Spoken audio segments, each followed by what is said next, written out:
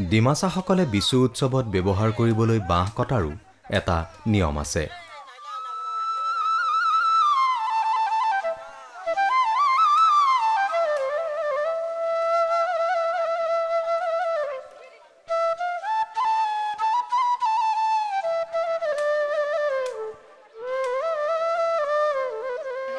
এই বাঁহ বিশেষকৈ বিশুৰ দিনা ৰাতি জুদি অৰ্থাৎ মদ খোৱাৰ বাবে ব্যৱহাৰ কৰা হয়।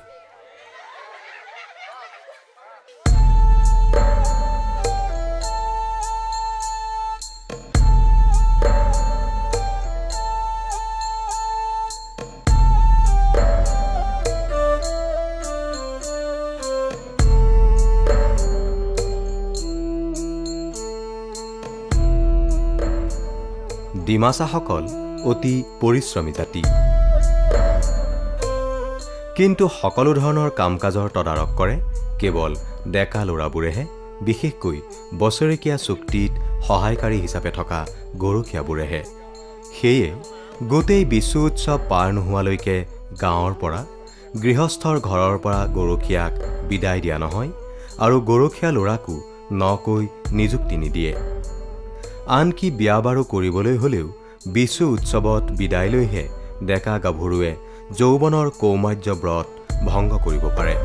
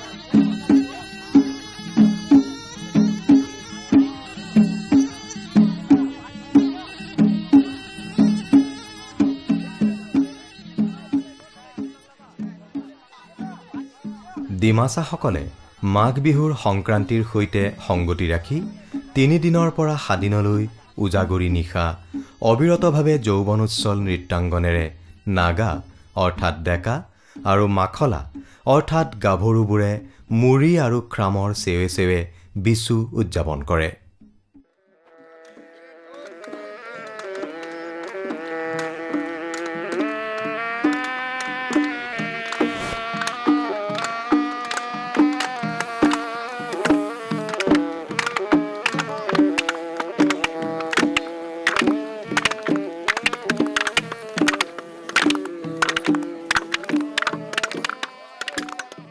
ডিমাছাসকলৰ বিচু নৃত্যত কেৱল একে গাঁৱৰ ডেকা গাভৰুকহে বাধ্যতামূলকভাৱে অংশগ্ৰহণ কৰিবলৈ দিয়া হয়। অন্য গাঁৱৰ ডেকা গাভৰুক আলহী হিচাপে মান ধৰি ভোজ ভাত খুৱাই নীৰৱ দৰ্শক হোৱাৰ সুযোগহে দিয়া হয়।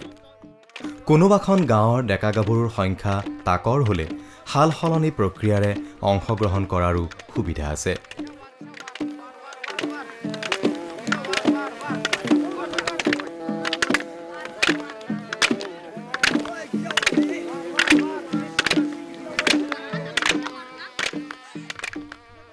হাৰলি ঘৰৰ সন্মুখ ভাগত অৰ্থাৎ পদুলিচৰাত অৱস্থিত মাখলাৰ হাৰলিত থকা কলগছে এহাতে শুভ কাৰ্য বা আদৰণিৰ প্ৰতীকী অৰ্থ বহন কৰিছে, আনহাতে কলগছ উৰ্বৰতাৰ প্ৰতীকো।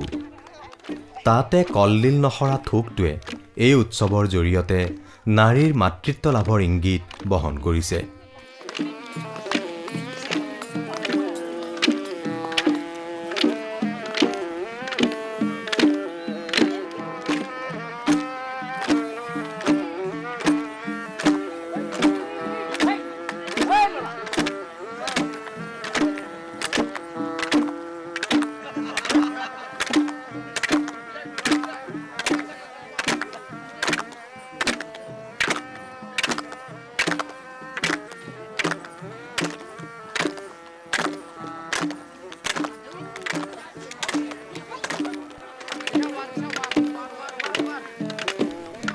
গাঁওখনৰ বয়সীয়াল লোকৰ বাবে ৰং চোৱাৰ সুবিধাৰ্থে একাষৰীয়াকৈ এটা নফাইলা অৰ্থাৎ ভেলাঘৰ সাজি থোৱা হয়।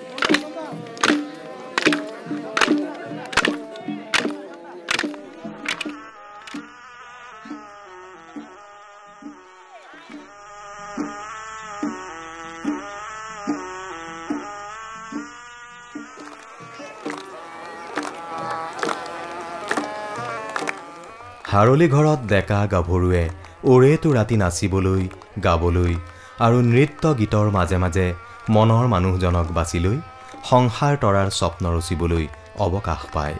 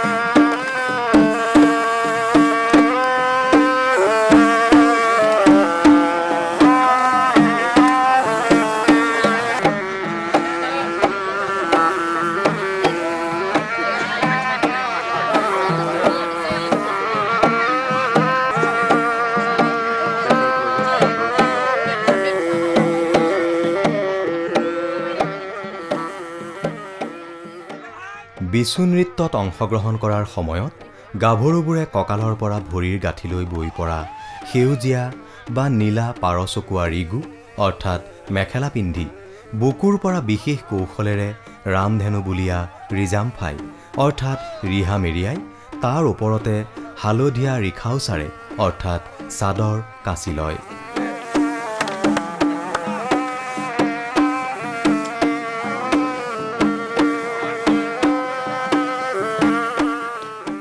মন কৰিবলগীয়া এইয়ে যে যুৱতীকালৰ চাদৰ জাতীয় ৰিখাওচাই সধবা কালৰ ওৰণি দিয়া কাপোৰলৈ ৰূপান্তৰিত হয়।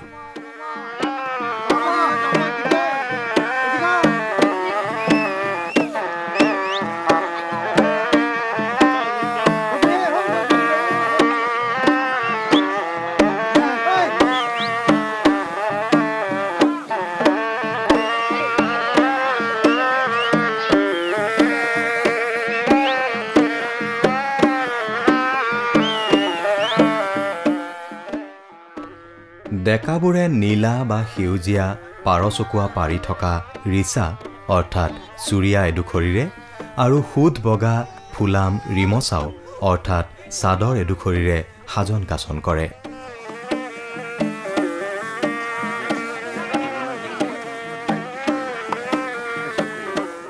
এই নৃত্যত কোনো গীতৰ সংযোজনা নাথাকে। ই এক মৌন আকাংক্ষাৰ আংগিক পৰিস্ফুটন মাথোন। কেৱল অনৰ্গলভাৱে বাজি থকা এটা কাঠৰ দীঘলীয়া পেঁপা অৰ্থাৎ মুৰি আৰু কান্ধত ওলোমাই 2 হাত মেলি বজাব পৰা কাঠৰ দীঘলীয়া ঢোল অৰ্থাৎ খামৰ চেৱে চেৱে হু হেই বুলি উচ্চাৰিত ধ্বনিৰ তালে তালে ঊৰ্ধ্ব বাহু তুলি চক্ৰাকাৰে পৌনপুনিক বুলন দি নচা হয়।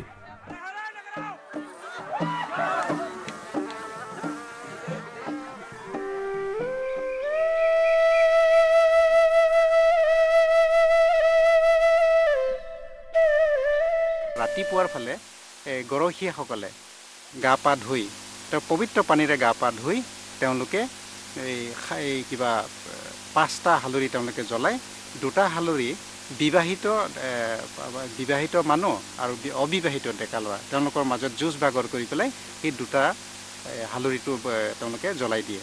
আৰু তাৰপিছত আনটো এটা কলগছেৰে যিটো আমি হালৰি বনাওঁ সেইটো বিবাহিত ছোৱালী আৰু অবিবাহিত এটা মাইকী মানুহসকলে তেওঁলোকে অলপ যুঁজ বাগৰ কৰি পেলাই সেইটো জ্বলাই দিয়ে।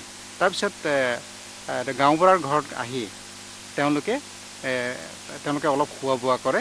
তাৰপিছত পিছদিনাখন তেওঁলোকে এই গৰখীয়াসকলে মালিকৰ ঘৰৰ পৰা তেওঁলোকে বিদায় লৈ গুচি যায়।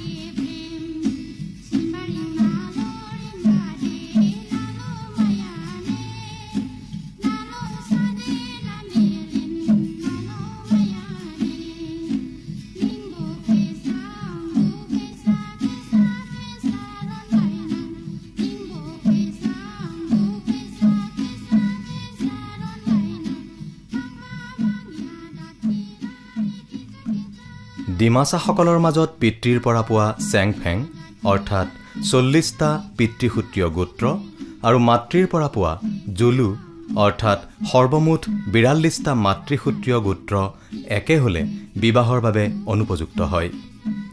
তদুপৰি অন্য জাতিৰ লগত বিবাহ একেবাৰে নিষিদ্ধ।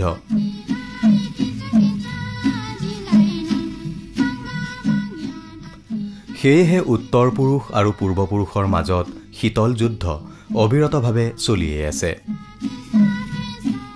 তাৰ সাক্ষ্যস্বৰূপে উৰুকাৰ পিছদিনা ঢল পোৱাতে হাৰলিঘৰ জ্বলাবলৈ যাওঁতে নাগাৰাও অৰ্থাৎ ডেকাদল আৰু হাংগিয়াৰাও অৰ্থাৎ বিবাহিত দলৰ মাজত তুমুল প্ৰতিযোগিতা অনুষ্ঠিত হয়।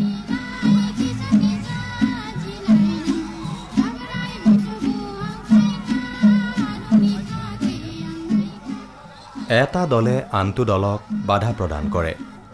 এইদৰে বাধা দিবলৈ যাওঁতে মল্লযুদ্ধ অৰ্থাৎ বাইঠে লাইবা হয়।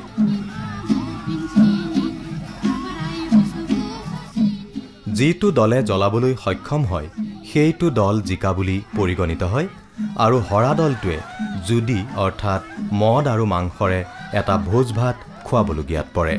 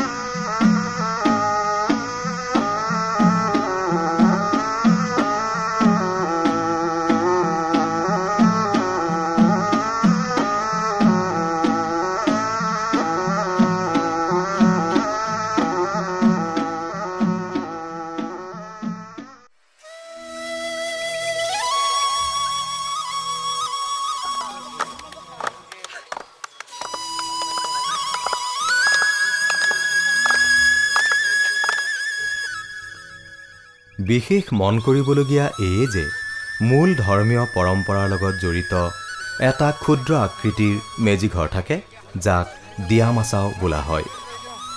তেওঁলোকৰ বিশ্বাস যে চতৰ সংক্ৰান্তিৰ দিনাখনেই মহাভাৰত খ্যাত পিতামহ ভীষ্মক চিতাত তুলি দাহ কৰা হৈছিল। তাৰে প্ৰতীকী এই ডিয়ামাছাও নামৰ মেজিঘৰ যিটো একমাত্ৰ গৰখীয়া ল'ৰাবোৰৰ দ্বাৰাহে গা পা ধুই স্তোত্ৰ গীত গাই 7 বাৰ প্ৰদক্ষিণ কৰি জ্বলোৱা হয়।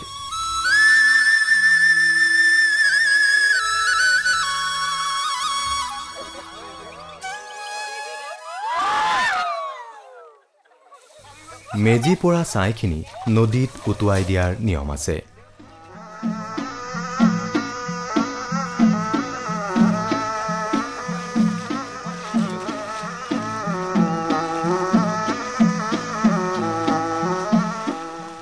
এইদৰে অন্ত পৰে ডিমাছাসকলৰ বিচু উৎসৱৰ।